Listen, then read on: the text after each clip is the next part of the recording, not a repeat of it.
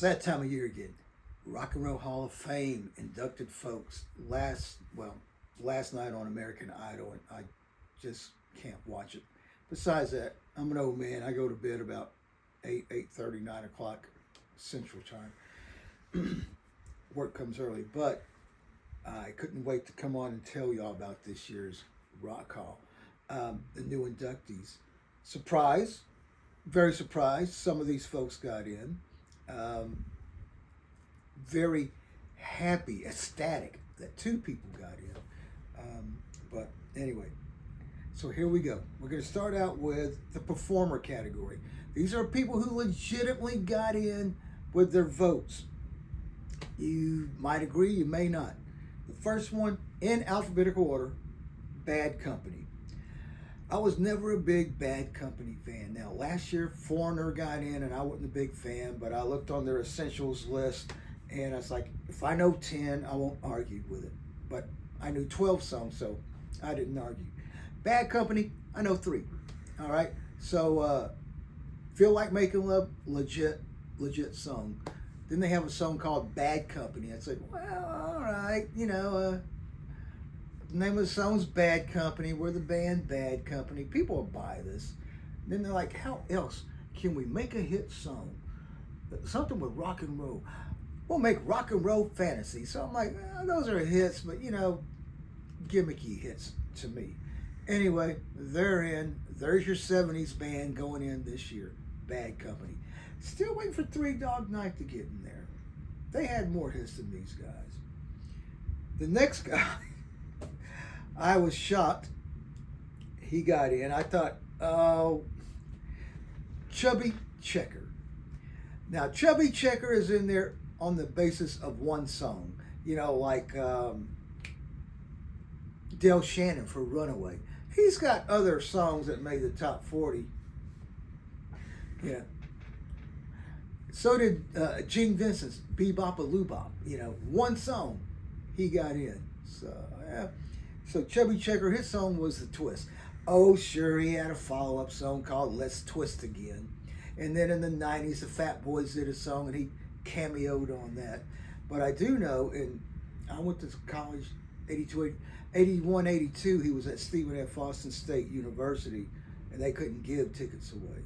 So he's gone in and out. Hey, he's making money. Now he's going to make a little bit more money because he's going to go like, I'm the Rock and Roll Hall of Fame, Chubby Checker. Chubby, I'm glad you're there. Good for you. I always thought he was bigger than what he was. Because people was like, Chubby Checker, man, he did The Twist. Oh, okay. Chubby Checker, Fats Domino. As a 9-year-old kid, I kind of put him on the same, pedestal, but there's only one fat man, and Chubby Checker wasn't it. Now, this is the one person who I said, one of the two people I said I really want to go in on that list, Joe Cocker. Now, Joe Cocker's going in there, got voted in, mainly because he's a cool dude. He's a good guy. Everybody dig him. Got Feeling All Right, High with a Little Help from My Friends. I mean, that movement he makes. I'm very happy Joe Cocker's in. I wish they'd have put him in when he was alive. Shocked that this next person is in. Cyndi Lauper.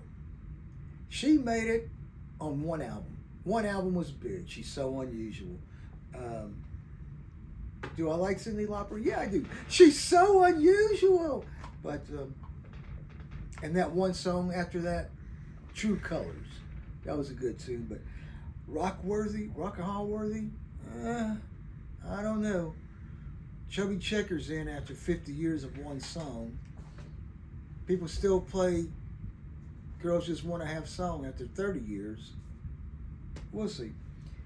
The next people that I really wanted to go in, I made a prediction. I said, these two will go in. Outkast, and they made it in. Outkast. Jude, you ready to sing? Yeah. I'm sorry, Miss Jackson. Ooh, I am for real. Oh, I'm very happy Outkast made it. As far as hip hop now, I didn't know they've been out for 25 years. Your first album had to have been out 25 years earlier, but I'm happy they're there. They've kind of Lost touch. I mean, faded. Andre 3000 or Dre 3000. He's really. And I thought, he got to play Jimi Hendrix in the biopic, and the movie went nowhere either. But they're there for what they did. I thought Soundgarden would get in, and they did. Grunge band from Seattle. I don't know how many more are left. I think they may have. This might have been the last '90s grunge band that might get in there. I'm not hip on grunge, but I thought Soundgarden would get in there eventually, and they have. Yeah. The White Stripes, like Outkast, they're the youngest group of folks to get in. It was a duo, man and wife. Some people thought they were brother and sister. Then we find out later they were actually man and wife. Jack and Meg White. Jack's still doing stuff. Meg, I think she's still drumming somewhere. Garage band, punk, a harder sound than what I tend to listen to. But I'm very happy they worked real hard and got there, and now they're in the Rock Hall. The next thing is musical influence. This band, this group, were touring with New Kids on the Block about 4 or 5 years ago. Now at this concert, New Kids came out and they opened, and they had Debbie Gibson come out and sing a song. Tiffany came out, some other person big in the 90s, 80s, 90s, and Salt and Pepper was there. Well, now they're going to say to New Kids, we ain't going to open for you, you open for us. We in the Rock and Roll Hall of Fame. So, but they're there for the Influence Award. Female rappers, this is where you get it from. The first time I heard them was a Sunday night, and I was working at a group home, and one of the individuals who lived there was playing this, and I'm like, what is this? Wow, this could be a hit, huh? And it turned out it was Salt and Pepper. Now I said I was very happy about two people, and I am so excited. I wish he would have gone in. For years I've been hollering this guy's name. I wish he was on there for the performer category. This is going to make Tim Bryant from the Tim and Jim Show very happy as well. Warren Zevon. Oh, where was London? Yeah, Warren finally made it. Warren, way to go. I'm happy for you, man. Influence. He has influenced piano players quite a bit. And most every song he's done is good. He doesn't have any stinkers. He's written songs that people have recorded all their life. Warren, man, I'm very happy. That was all the influential. Now, Musical Excellence Award. This is the award you get when you're never going to get in. Now, major stars have gotten in. Ringo Starr got in on this. Jimmy Buffett last year. The Musical Excellence Award is like, these guys haven't ever been voted in. They're probably never going to get voted in. And this is what we got. Tom Bell. Now, the first I knew of Tom Bell is when he produced an album of Elton John's with the song Mama Can't Buy You Love. He's a good soul person. He's written many tunes. Didn't I Blow Your Mind This Time by the Stylistics? I'll Be Around by the Spinner. Brand New Me by Dusty Spring. Backstabbers by the OJs. Me and Mrs. Jones. Me, yeah. I do that at karaoke. Made my wife fall in love with me.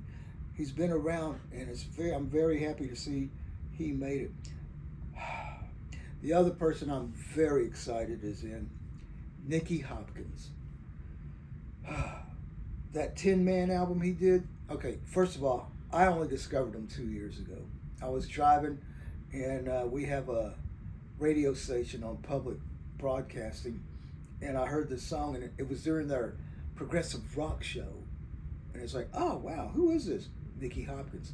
Next song comes up. Who is this?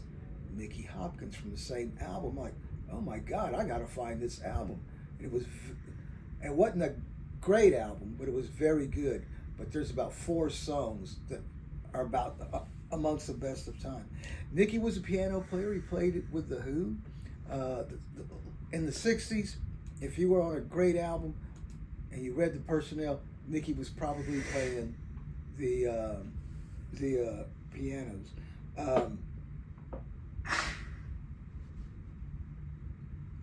He played with Zepp.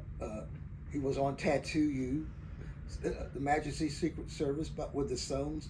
He's played with everybody from there. Gimme Shelter, Volunteers, Bex Bolero, You Are So Beautiful, Joe Cocker. Hey, they both went in at the same time. Very happy Nicky made it. Rest in peace, man. He died at 50. He died young. He could have been a major star. He could have went on tour with all these folks, but he didn't want to travel. He just played studios.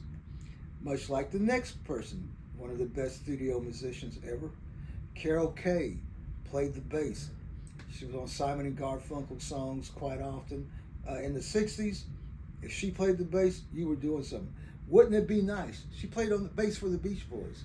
I know on stage they would have, was it Brian or Carl play the bass? But in the studio, it was something different. You had to be a major musician to play on a Beach Boys album because you couldn't, not anybody could do it. She played on La Bamba. Then He Kissed Me by the Crystals. You've Lost That Lovin' Feeling. The girl's been everywhere. And now she is in the Rock and Roll Hall of Fame. The last award is the Ahmet, I don't know, but Lenny Warnaker has made it. Now, Lenny was a guy who was a producer for the Artists Come First. In the 70s, I would see his name everywhere, and he eventually became president of Warner Brother Records. If you ever heard the name Clive Davis, you could probably say, yeah, they're about equal, different things there. But those are the folks that made it. Like I said, my hopes was that Outkast and Joe Cocker would get in. I pretty much guessed that Soundgarden would get in. Now, who didn't make it of those 14? I guess the biggest shock is Fish. I thought they were going to get in. They won the fan vote.